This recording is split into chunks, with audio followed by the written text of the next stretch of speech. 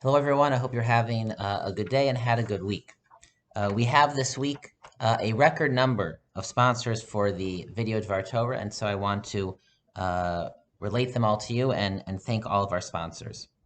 This video Dvar Torah is sponsored by an anonymous donor, Yechi Ruvain, in honor of Shabbos Mavarchim for Rosh Chodesh Nisan, and also with blessings for Hasaras Magef Hazu Me'aleinu, that Hashem should remove the pandemic from the world.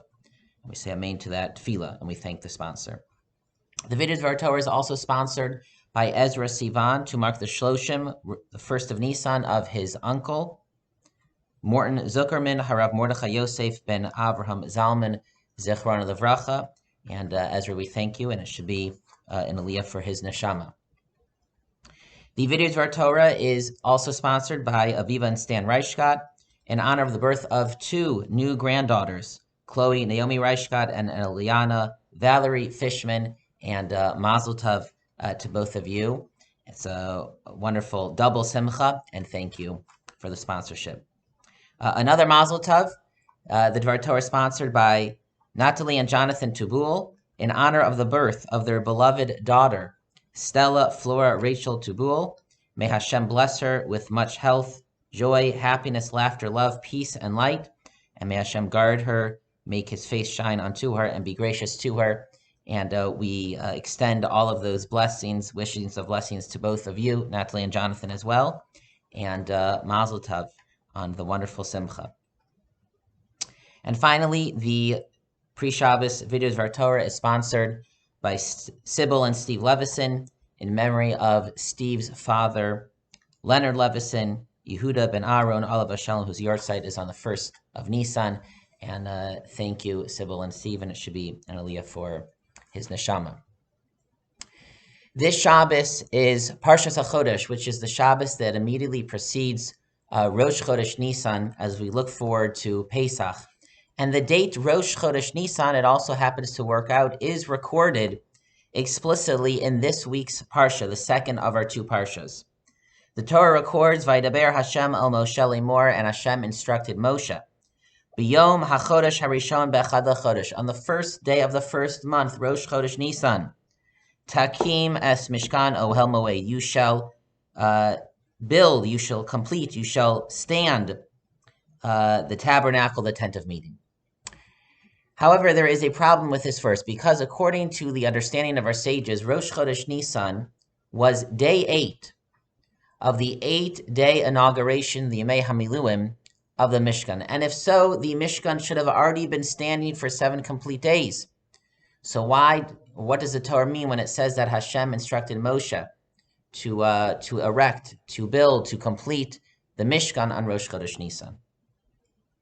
And perhaps because of this problem and of other verses that the sages had to reconcile, the Medrash says that during the first 7 days of the inauguration, Moshe Rabbeinu performed the sacrificial service in the Mishkan each day, but also B'chol Yom, B'chol Shivis Yemei HaMiluim, Moshe Pirko V'Hamido as the Mishkan. Each day he built the Mishkan, put together the planks and the poles and the curtains, etc., and then took it apart.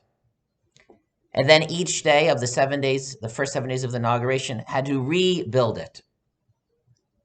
Until the last day, Rosh Chodesh, day 8, where the Torah is saying, and now construct it to stand permanently. You will not take it apart until the Jewish people would travel to their next destination in the wilderness. And the question is, why would Hashem instruct Moshe to do this, to build and take apart the Mishkan each day? What is the lesson that it means to teach? What spiritual power did it infuse in the inauguration into the Mishkan? It occurred to me that this Medrash is parallel to another Medrash. The Medrash points out that the construction and creation of the Mishkan, the tabernacle, was meant to parallel the creation of the world. And there are key words that allude to creation. In creation, it says, Vayichulu hashamayim v'ha'aretz, the heavens and earth were complete. Here it says, Vayichal et hamalacha, the work was complete. And the Medrash points out other key words, that building the Mishkan was following the footsteps of God, walking in the ways of God, and creating this spiritual world the tabernacle. And it happens to be that the Medrash makes the same comment in describing of how God created the universe. HaKadosh Baruch Hu bara olamos v'achrivam. That the words translate, whatever exactly it means, that God did not create this world that we inhabit on the first shot, so to speak. He created multiple worlds. He would create a world and destroy it and rebuild from it another world multiple times until he arrived with this world. And so Moshe Rabbeinu's creation, construction of the Mishkan parallels God's creation in stages of building, taking apart, rebuilding. And when it comes to God, the question is even stronger. Was Hashem not satisfied with his first creation? Why couldn't he do it in his first try?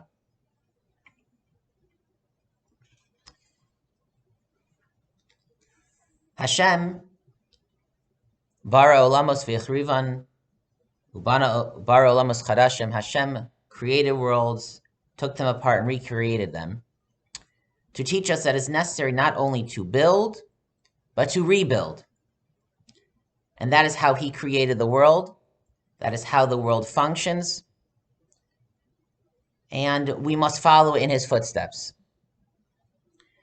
The Medrash of HaKadosh Baruch Hu, building and recreating worlds, was one that was invoked by many leaders after the Holocaust. People who had seen the great European worlds that had been destroyed, and they said, even though one world was destroyed, we must create a new world, just as Hashem did. And even if we do not find ourselves in such periods of destruction in all of our personal lives, anytime, not just in 2020 or 2021, it is necessary to be able to rebuild. Sometimes there are setbacks. Sometimes initiatives fail. Sometimes in life, in relationships, professionally, we have to build a new world. But it's not only when there's a setback. It's not only if something is destroyed. It is necessary to be able to rebuild, to adapt, to improve. We don't want to just do what we've always done. Apparently it was shared with me at Amazon, one of the guiding teachings of the culture of Jeff Bezos is that at Amazon, it is always day number one, meaning they're always looking at things from a new perspective. They're always trying to find new ways to do it. They don't want to do something just because they always did it that way. And that's a high bar, but that's a very important perspective. We can't just keep doing things because we've always done it that way. And that was what Moshe Rabbeinu did, what Moshe Rabbeinu was trying to teach.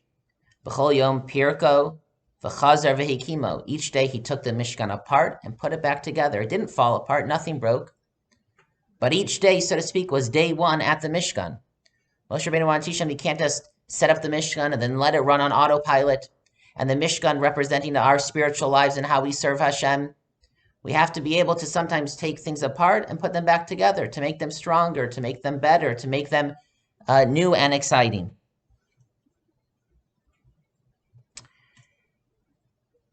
The years 2020, 2021, our present time, they are a time of global transition. When we are, the world, all of us globally, we are recreating a new world, a new normal. And Hashem instilled such an ability into the world. Forests will burn down and will grow back. There could be mass extinctions, and then the world is populated again. There is a global pandemic, and then the world will come back strong and alive and healthy. And certainly that is one lesson that we should take from this period, to see that we can rebuild new worlds. Things can change. The world has changed so much, adapted so much in so many good ways.